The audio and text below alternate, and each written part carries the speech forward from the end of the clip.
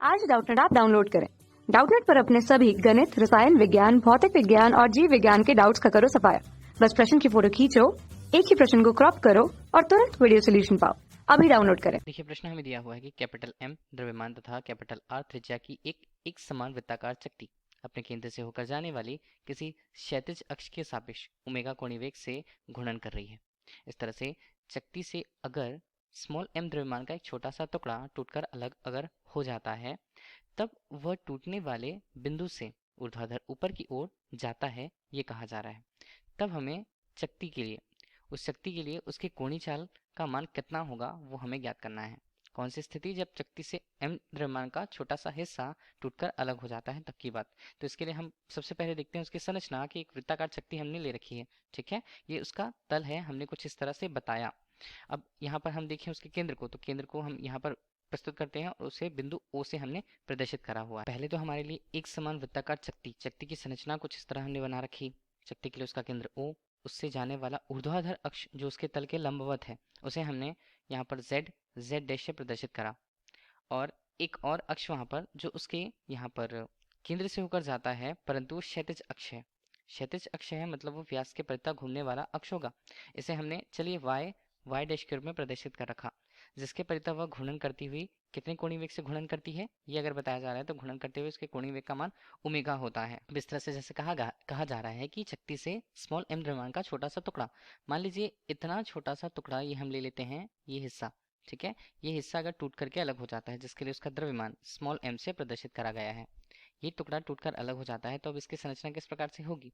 तब हम इसकी संरचना को अगर बताएं तो देखिए, ये छोटा सा टुकड़ा ये हमने बना रखा है, कुछ इस तरह से होगा, ठीक है। ये हमारे पास एक छोटा सा टुकड़ा है। हमने चक्ति का वो हिस्सा बता दिया है कि स्मॉल एम द्रव्यमान का कौन सा हिस्सा होगा।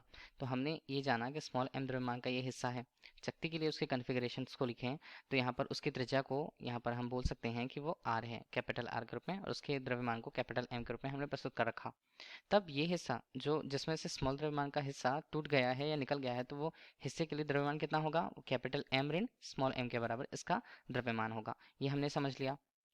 अब इस तरह से अगर हम बोलें, देखिए, जब वृत्तीय शक्ति अपने अक्ष के सापेक्ष घूर्णन गति करती है या किसी भी अक्ष के सापेक्ष यदि घूर्णन गति करती है, तो उसके लगने वाले सभी बल जो होते हैं उसके केंद्र पर होते हैं।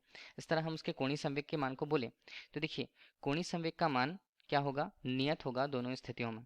ये हम कह सकते हैं कि देखिए, जब ये पूर्ण भाग था एम करके, तो इसके दो भाग बनते हैं, स्मॉल एम और कैपिटल एम ऋण एम वाला, से हम बचा हुआ हिस्सा कहेंगे। अब हम इसमें ये कह सकते हैं कि हमेशा केंद्र के परितः अगर कोई बल लग रहा है जो उसे घूर्णी गति प्रदान कर रहा है, तो उसके लिए उसके कोणीय संवेग का मान नियत होगा दोनों स्थितियों पर, मतलब टूटने से पूर्व और टूटने के बाद।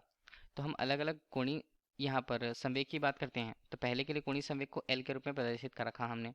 बात के लिए जब उस छोटे टुकड़े के लिए हमने उसके कोणीय संवेग को एल डैश के रूप में, और यहाँ पर बड़े टुकड़े के लिए उसके कोणीय संवेग को एल डबल डैश के रूप में प्रस्तुत करा। अब इस तरह कोणीय संवेग संरक्षण के नियम से अगर हम देखें तो चक्ति के टूटने से पूर्व, मतलब उसके कुछ अलग भागों में टूटने से पूर्व, जो उसका कोणीय संवेग था, वो टूटने के बाद टूटे हुए हिस्से और बचे हुए हिस्से के दोनों के कोणीय वेग के जोड़ के बराबर होगा। कोणीय संवेग का मान जानते हैं। कोणीय संवेग का मान क्या होता है? ये होता है आई गुणा ओमेगा के गुणनफल के बराबर। तो आई ओमेगा, क्योंकि कोणीय वेग ओमेगा से वो गति कर रही थी या घूर्णी गति वो कर रही थी, और इस तरह से छोटा टुकड़ा जो वहाँ पर निकला हुआ है उसके लिए उसके गति का मान देखिए, कोणीय वेग का मान देखिए तो ओमेगा के रूप में बदलेगा। और इसी तरह जो हिस्सा बच गया था चक्ति का, तो हम उसे क्या कहते हैं? ओमेगा डबल डैश के रूप में प्रस्तुत करते हैं उसके मान को। तो यहाँ पर इसका मान भी क्या होगा? इसका मान भी यहाँ पर होगा आई ओमेगा डैश के रूप में। तो आई डैश इसका कुछ मान होगा और इसी तरह इसका मान I double dash omega double dash के रूप में। अब इनके मानों को हम रखें तो क्या बनते हैं? आई का मान यहाँ पर क्या होता है? वृत्तीय शक्ति के लिए 1/2 capital M capital R square omega के रूप में। डैश का मान अगर हम रखें तो वो क्या बनते हैं? तो यहाँ पर इसका मान बनेगा, स्मॉल एम है उसका द्रव्यमान, और उसकी त्रिज्या के रूप में लें तो आर स्क्वायर, और ये ओमेगा डैश के रूप में उसका मान होगा। धन आई डबल डैश के रूप में इसके मान को अगर हम देखते हैं तो वो क्या होता है? 1/2 हमने ले लिया कैपिटल एम, यहाँ पर ऋण कैपिटल एम ऋण स्मॉल एम, और यहाँ पर मान बनता है आर स्क्वायर के रूप में, और ये बनता है ओमेगा डबल डैश के रूप में, ठीक है। तो यहाँ पर कौन कौन से मान कट सकते हैं? तो हमने देखा आर स्क्वायर के मान यहाँ पर हट जाएंगे, तो हमारे पास मान क्या बचेगा? एम 1/2 के रूप में एम, यहाँ पर ओमेगा, और मान क्या बचते हैं यहाँ पर? Small M omega dash. धन यहाँ पर क्या मान बचे? 1/2 को हम यहाँ पर कैपिटल एम बटे कैपिटल एम ऋण स्मॉल एम बटे 2 के रूप में, और यहाँ पर मान बनता है ओमेगा डबल डैश के रूप में। ठीक है, तो ओमेगा डैश जो है ये किसके बराबर होगा? ओमेगा डैश मतलब उस छोटे से टुकड़े का जो कोणीय वेग होगा वो पहले प्रारंभिक कोणीय वेग के बराबर ही होगा। तो हम इसे ले ले, तो इस तरफ इसका मान क्या होगा? इसे हमने 1/2 से घटाया, मतलब हम इसे कैपिटल एम ले लिए, ओमेगा ले लिया, हमने 2 ले लिया, बराबर यहाँ पर मान आता है स्मॉल एम, और यहाँ पर ओमेगा धन कैपिटल एम ऋण स्मॉल एम बटे 2 ओमेगा डबल डैश के रूप में।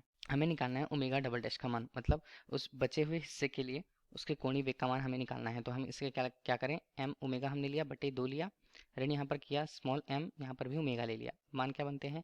कैपिटल एम ऋण स्मॉल एम बटे यहाँ पर मान बनेगा 2 के रूप में, और ये बनता है ओमेगा डबल डैश के रूप में।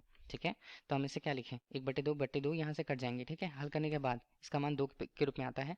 ओमेगा हमने कॉमन निकाल लिया, कैपिटल एम ऋण 2 स्मॉल एम के रूप में इसका मान, और यहाँ पर मान बनता है कैपिटल एम ऋण small M omega double dash के रूप में। तो ओमेगा डबल डैश का मान हमें निकालना है। ओमेगा डबल डैश का मान कितना मिलेगा? ये हमें मिलेगा कैपिटल एम ऋण 2 एम के रूप में, और ये बनता है ओमेगा बटे कैपिटल एम ऋण स्मॉल एम के रूप में इसका मान। तो ओमेगा डबल डैश का मान हमें मिला। तो यही हमें प्रश्न में ज्ञात करना था जो हमसे पूछा जा रहा था, अतः यही क्या होगा? प्रश्न का उत्तर होगा। धन्यवाद। कक्षा 6 से 12वीं से लेकर नीट, IIT, JEE वो एडवांस के लेवल तक 1 करोड़ से ज्यादा छात्रों का भरोसा। आज ही डाउनलोड करें डाउटनेट ऐप या व्हाट्सएप करें अपने सारे डाउट्स 8400 400 400 पर।